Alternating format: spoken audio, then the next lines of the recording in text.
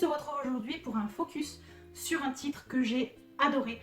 Déjà voilà, sachez que c'est un gros coup de cœur. Je l'ai découvert suite à un avis qu'avait laissé Lemon Jones, je crois, en story Instagram il y a quelques temps, enfin, ça remonte à plusieurs mois maintenant. Et j'ai été très intriguée par le résumé de ce livre et je me suis lancée en audiobook. J'ai dit allez, ça me coûte un crédit audio, je vais le tenter et ben, j'ai vraiment bien fait. Ce titre c'est Esperanza 64 de Julien Santore. À la base, c'est un roman qui a été auto-édité en 2017 et il a été publié en audiobook depuis 2018, donc avec l'application Audible.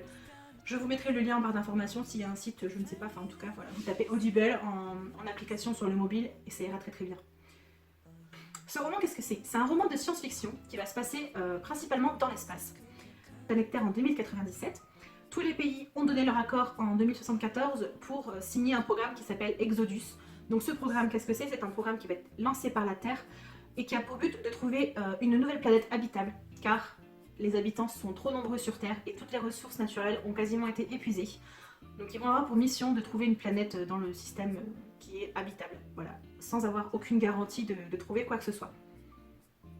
Il y a quelques 20 millions de personnes qui vont se retrouver sur le vaisseau Esperanza 64, ainsi que 4000 membres d'équipage qui vont devoir veiller au bon fonctionnement du voyage, au bon maintien du vaisseau, à tout ce qui va découler un petit peu de la vie sur ce vaisseau en fait, qui est donc le 64e, vu qu'on apprend qu'il y en a eu déjà plusieurs auparavant qui ont été lancés, et en tout, on apprend assez vite qu'il y a déjà eu plus d'1 milliard de personnes, donc de la population, qui a été envoyée dans l'espace.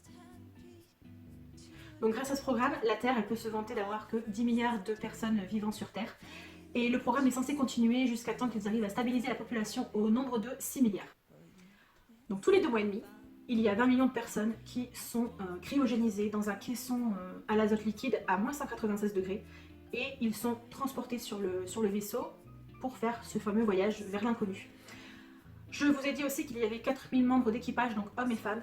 Ils sont censés maintenir le vaisseau, les usines, donc, parce qu'il y a des usines de production à l'intérieur évidemment pour qu'ils soient autosuffisants. Tous les membres d'équipage bien évidemment ont été triés sur le volet, ils ont subi une série d'examens, de tests psychologiques, physiques, beaucoup de choses pour être certains qu'ils ne vont pas craquer lors du voyage. Parce qu'il ne faut rien laisser au hasard étant donné que les conditions de vie vont être très rudes et ils vont devoir se retrouver à veiller par équipe de 2. Donc voilà, il faut qu'ils aient à peu près les mêmes bases de caractère, les mêmes valeurs. Il ne faut pas qu'ils prennent des gens qui s'emportent rapidement ou qui prennent de mauvaises décisions. C'est pour ça qu'on a peut-être un petit peu l'impression qu'ils ont tous le même caractère ou qu'il n'y a personne qui se révolte de quoi que ce soit. On va suivre en particulier 4 personnages qui sont Neil, Mila, Elisabeth et le commandant du vaisseau, même si on va avoir encore une fois la vie des autres membres d'équipage pendant tout le roman. Taille réglée et le vaisseau parti, la vie à bord de l'Esperanza 64 elle est très vite réglée, elle est programmée minutieusement dans les moindres détails, on sait, tout est organisé, les tours de garde commencent, on sait qu'ils sont au nombre de 2 à chaque fois, donc souvent ce sont des personnes qui sont dans la même cabine, qui dorment dans la même cabine, et ils vont commencer les tours de garde un petit peu comme ça, voilà. Donc ces binômes à tour de rôle vont être réveillés tous les 1 an et demi à peu près pour monter la garde et être en charge du bon maintien du vaisseau donc pendant cette période. Ils vont être les seuls à être réveillés sur tout le vaisseau, c'est-à-dire que parmi les 20 millions plus 4000 membres d'équipage, même le commandant il sera dans son caisson de cryogénisation. On va donc les suivre dans leur voyage dans l'espace, où pas mal de données scientifiques et techniques, mais abordables, vont nous être données. Et ça, c'est quelque chose qui m'a quand même bien plu et bien intéressé. Je ne pensais pas, mais c'était pas du tout redondant, c'était pas du tout c'était pas trop compliqué à comprendre, même si au début, il faut s'habituer à certains termes techniques. Après, on s'y fait très rapidement. Des petites situations de crise vont être gérées, vont devoir être gérées en tout cas. Il y a des problèmes qui vont devoir être résolus également, ils vont devoir faire face à des choses qu'ils n'avaient pas forcément prévues, même si leur leur formation leur a fait anticiper vraiment pas mal de choses. Et on s'attache très vite à cette espèce de noyau de 4, on va dire, gros personnages principaux du roman. Alors moi personnellement je l'ai lu en audiobook et j'étais vraiment complètement immergée dans le vaisseau, limite j'avais l'impression d'être en tour de garde avec eux, d'être la 3e personne, tellement c'était prenant, l'ambiance était assez prenante. Il n'y a pas de temps mort, même si on se dit punaise mais pendant 1 an et demi ils vont nous raconter des trucs, enfin en gros ils vont nous raconter leur vie pendant 1 an et demi, à 2, ça va vite être lassant, et bien pas du tout. En fait tout est intéressant vu que ça nous fait poser plein de questions. on se dit ils doivent anticiper vachement ce qui va se passer parce que là on part d'un voyage qui va durer des milliers d'années, hein, pas juste un voyage de 10 ans ou 15 ans, voilà. Donc faut vraiment, par moments c'est frustrant en fait parce qu'on aimerait que certains problèmes soient résolus assez rapidement et ils ne peuvent pas parce qu'ils ne sont que deux et ils doivent vraiment penser au bon fonctionnement du vaisseau, à ne pas réveiller parce que voilà forcément ils sont cryogénisés donc le réveil ne se fait pas comme ça en 2 minutes, il faut vraiment penser à tout. Et ça m'a vraiment bien plu que ce soit bien cadré et tout, enfin je sais pas, ça m'a comme si ça me rassurait en fait un petit peu quelque part. Pas forcément des préférences concernant les personnages, moi pour ma part j'ai préféré le personnage de Mila car elle est très très simple, elle est nature, elle a un fond, on sent c'est quelqu'un de bon, fondamentalement bon quoi, elle ne voit pas du tout le mal, même si on peut peut-être lui reprocher un petit côté naïf, mais en tout cas elle a vraiment tout fait, elle a bataillé pour être présente sur ce vaisseau, encore une fois je perds ma voix, désolée. Euh, Ils ont des attributions différentes au niveau de leur travail et de leur rôle sur le vaisseau, car ils ont quand même des différences au niveau de caractère et au niveau de leur hobby, de ce qu'ils aiment faire en fait en général. Le but n'étant pas de dégoûter le membre du personnel pour leur tâche à faire, il faut vraiment que ce soit quelque chose qu'ils aiment faire, ou alors qu'ils ne se posent pas de questions. Des questions justement, nous, on va s'en poser, et même plusieurs. Alors après, voilà, c'est peut-être une seconde lecture où il faut peut-être prendre du recul pour voir certaines questions, même s'il y en a quelques-unes qui sont vraiment qu'on remarque tout de suite, quoi, comme par exemple le programme Exodus, dont on nous parle, le fameux programme Exodus, est présenté comme quelque chose qui peut sauver l'humanité, mais on envoie quand même au casse-pipe des gens par millions dans chaque vaisseau, sans avoir aucune garantie de ce qui va se passer au retour, quoi. Est-ce qu'ils vont vraiment euh, tenter de trouver une nouvelle planète, ou est-ce que le gouvernement a mis en place ce programme pour faire une sorte de génocide, un génocide peut-être même massif, voilà, car on parle de millions de personnes et donc a fortiori de milliards par la suite. Donc ça c'est une question qui nous taraude quand même pendant la première partie du roman, hein, vu qu'après, une fois qu'on est à bord du vaisseau et que la vie se passe, on pense plutôt vraiment au futur, on pense pas vraiment aux raisons qui ont poussé le gouvernement, toutes les nations d'ailleurs de la planète, à prendre cette décision pour le bien de la planète. Autre question aussi qu'on peut se poser, c'est comment en tant qu'être humain, est-ce qu'on peut laisser son avenir, sa vie, reposer sur d'autres personnes, sachant que oui, certes, ils sont 4000 membres d'équipage, mais à un moment donné, leur sort va être dans les mains que de 2 personnes. Alors s'il y en a un qui pète un câble, clairement, il peut faire péter le vaisseau, ou je sais pas, ou laisser tout le monde s'endormir pour l'éternité. Enfin, voilà, c'est vraiment quelque chose de très très dur à s'imaginer. Je pense que voilà, c'est assez complexe. Ensuite, autre question, est-ce qu'on serait prêt vraiment à laisser notre famille, notre vie, pour aller un petit peu, comme je vous l'ai déjà dit, au casse-pipe, aller vers un endroit dont on ne connaît rien du tout, qu'on ne sait même pas s'il existe, sachant que la plupart des personnes qui ont été choisies pour le nombre d'équipage n'avaient pas le choix. Voilà, c'était un petit peu imposé. Donc, c'est une question très pertinente, je trouve. Petite question qu'on peut aussi se poser, si planète viable il y a, comment ne pas reproduire les erreurs du passé? Ils ont bousillé une terre. Comment faire pour ne pas en bousiller une autre?